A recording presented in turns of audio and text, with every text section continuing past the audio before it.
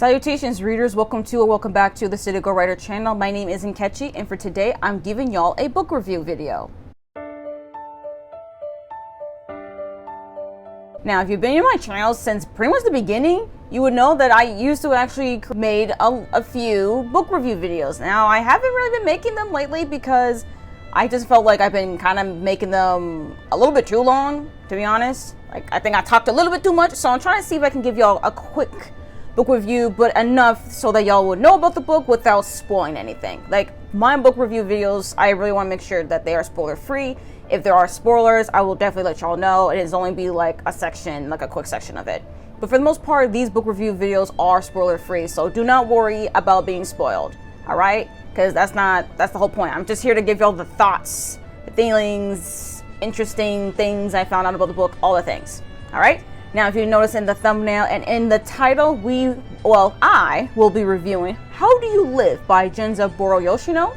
Now, if this book seems familiar to you, or even the cover of it seems familiar to you, it's because this is the book that's been adapted by Hayao Miyazaki to be his final film. That's actually already out. I'm recording this in August. The film has been out in Japan as of July 14th. So, and actually the English title, the film's English title is The Boy and the Heron. But anyways, that's on the here and there. We'll talk more about that later in the review, because right now we're talking about the book itself. So first up, this is a translated work, if you did not know. This is translated from Japanese to English. It was originally published in 1937 and it was translated to English since 2021. Now, it has been translated by Bruno Navasky, I think that's how you pronounce it. And because there is a note from the translator at like the end of the book to let y'all know about that. And I did read this one in June, so if I don't remember certain things, bear with me. I read it in June. I was hybrid reading it, so I had a physical copy and the audiobook. And the audiobook was narrated by Nishii. And there actually is a foreword if you get it physically. There's a foreword by Neil Gaiman, and I do think the foreword was also narrated, if I remember correctly, in the audiobook. So yeah, there's just a lot. There's a lot. And yeah, that's pretty much all like some quick tidbits here and there to know about. But let's really talk about what the book is even about, right? So How Do You Live is narrated in two voices. The first one belongs to a boy named Copper, who is 15 years old, who after the death of his father must confront the inevitable and enormous change, including his own betrayal of his best friend. In between episodes of Copper's emerging story, his uncle writes to him in a journal, sharing knowledge and offering advice on life's big questions, as Copper begins to encounter them. Over the course of the story, Copper, like his namesake Copernicus, looks to the stars and uses his discoveries about the heavens, earth, and human nature to answer the question of how he will live. Now, that's kind of a lot. It's kind of a... I want to say the book is quite cerebral because of the sense of the writing style. Because the writing style isn't, at least I would think, isn't quite as cerebral as an adult work. Because one thing to know for sure is that How Do You Live is not an adult book, okay? It's not meant for adults, even though it can easily be appreciated by adults, but it really is meant for children, because the book was originally written as a part of a series of books of ethics and culture shared through storytelling for Japanese school children. So it is meant to be like the middle grade YA kind of a book. I do know, I think according to Storygraph, has been labeled as middle grade, and I can definitely see that when we get to more Copper's story. But the journal entries part of the uncle, I feel like could be a little bit more appreciated when you're a little bit older, like the younger side of YA, so like the 14, 15-year-olds.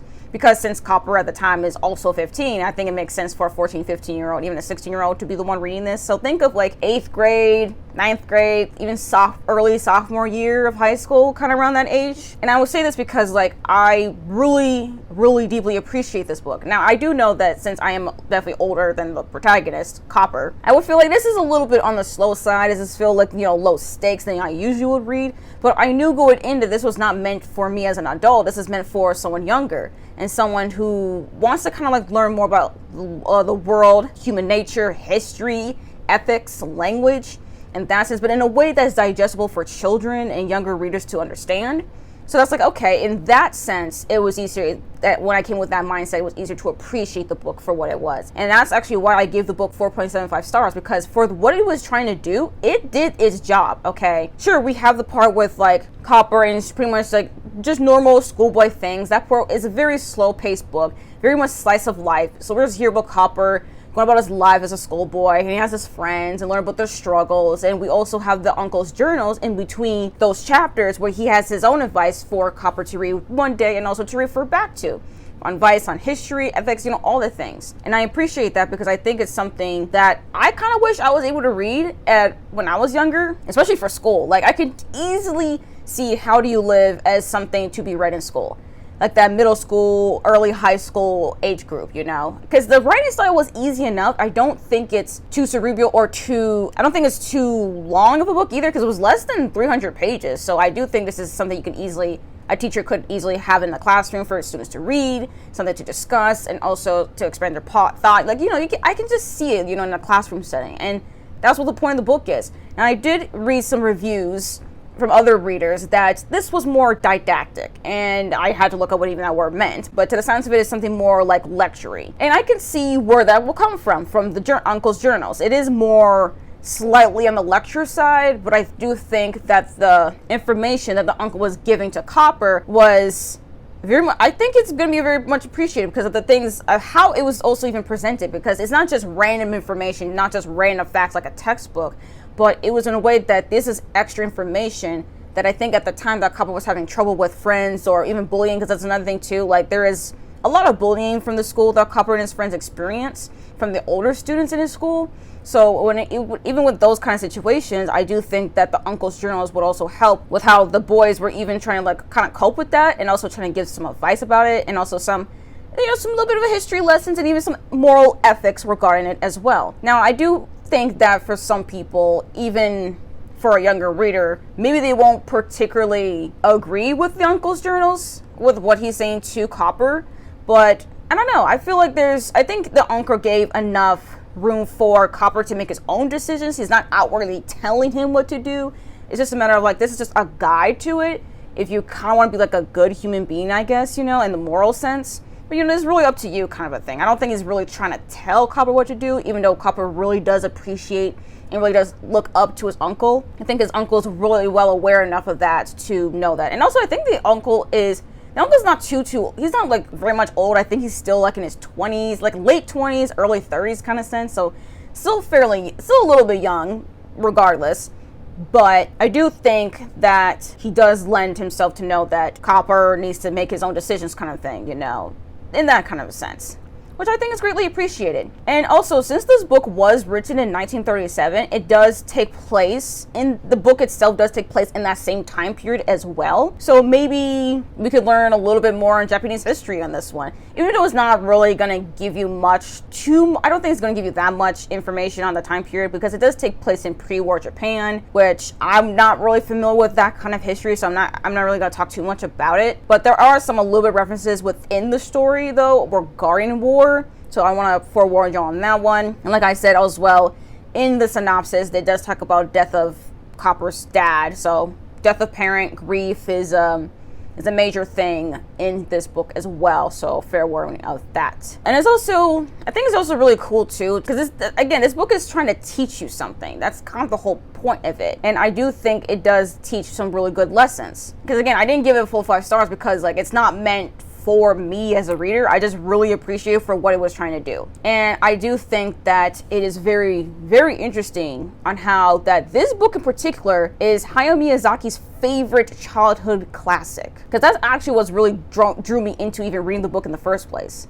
It's because it was Hayao Miyazaki's childhood classic, and he was going to adapt it into his new film that is now called The Boy and the Heron. I don't know when the English release is coming, but Hollywood right now is kind of a mess, so we'll have to wait and see on that one. But there is something, though, I do also want to talk about a little bit, is Neil Gaiman's Foreword. I do appreciate having this foreword because it does give you a sense of what the book is really about. Not spoiling kind of way, because in this kind of a story, it's not quite a story to be spoilery. It's more of a thematic thing. And I think that's one thing to know about with this book, is that this is a pretty thematic lesson teaching kind of a book. And if you don't like stories like that, then I don't recommend this book. But if you are someone who is just curious to even read it, since it is short, and the audiobook is pretty fast too, 6 hours, and if you speed it up, you can get through it even faster. But there is a direct quote from Neil Gaiman's Foreword that I really want to say, that actually talks about what this book really is even about. And he says, that this book, like How Do You Live, is a book-length essay about how we live our lives, interrupted by the story of a pre-war schoolboy in Japan dealing with friendship and bullying, or a story about growing up, bravery, cowardice, social class, and finding out who you are, interrupted by essays about scientific thought and personal ethics. Now I want to bring this up because I think it's actually very much easy way to just summarize this entire book. Because depending on how you look at it, it is pretty much both of that. It is either a literally a long essay about how we live our lives, while you have this slow-paced slice of life story, or you're focusing more on the slice of life story about bravery and cowardice and social class and friendship, while also interrupted by these essays about ethics and history and scientific thought, all that stuff. So depending on how you look at it, depending on what you prioritize in this book, that's what you're going to get out of, and then you just have other things that are interrupting it. For me, I kind of just saw for the entire whole thing. I saw that it's a essay, it's just something with essays and following a slice of life, slow-paced story about a schoolboy in Japan. And I think that's one of the reasons actually why I really want to recommend this book to so many people, to at least give it a try. You know, really give it a try. Because I do think there is something to get out of it. Sure, it's definitely something that was more geared towards younger readers, in the sense like, you know, middle school, early high school, but it is something I think some adults can really appreciate, at least a little bit, if you're interested. Just at least give it at least a bit of a try. If you're not here for the slice of life story, and maybe you're here for the Uncle's Journals, I think you'll appreciate the Uncle's Journals when you see how they directly tie to Copper's life. Or maybe if you are here for the journals, but then you want to see how Copper will apply them in his own life, you know, that's one way to look at it, you know. But anyways, all in all, I just want to say that this is a book that I just really want people to read. I want y'all to give it a chance, and I do hope that whenever the movie does come into the United States, maybe I can do a separate film review to compare and contrast. Because one thing you have to know about any Studio Ghibli film that's been adapted from a book is that the book and the movies tend to be pretty different, especially if the movie was directed and written by Hayao Miyazaki. Trust me, there will be some differences. You're gonna be like, wait. I'm like, no, trust me, y'all. They're ones that are gonna be some differences. But yeah, that's pretty much all in all I really had to talk about with How Do You Live. Again, I just want to make this video really, really short. Not not trying to go too much in depth about everything. And I just really am looking forward to whenever the English release of The Boy and the Heron come to the United States. And then hopefully by then I can talk more about that movie, compare about to the book. And I do want to actually get a physical copy and annotate though, because I just really enjoyed my time with it. It was just nice, easy. It was a nice story, you know, nice story. I like the Uncle's Journals. I like the characters. I don't think the main character, Copper, and his friends were annoying. I think they were just very endearing characters. And it's also pretty much low stakes. Not only is it a soul-paced slice of life, but also the Copper story is on the lower stakes side, but it felt higher stakes because of how much he really values his friends. And I appreciate that, okay? It's like a story where we're focusing on friendship. I just like that for myself. But yeah, I think that's it. Thank you all for coming on to this book review video. And I do want to make more book review videos, especially in this kind of a format, because there are books I really want to talk to y'all about, whether it's good or not so good or other things, you know. But for now, this was a banger. I recommend it, and maybe y'all can try it, whether it's physically or audio or e-reading, however y'all read your books. Now, if you made it this far into the video, but you're not totally sure what to comment, but you want to let me know you've made it this far, comment down a bird emoji in honor of the movie or a full moon emoji in honor of the book. Whichever one. I'll let y'all pick. But anyways, thank you all again for coming to this video. Like if you like it, comment, subscribe, all the things, all right? And I hope to see you all in my next video. Bye-bye.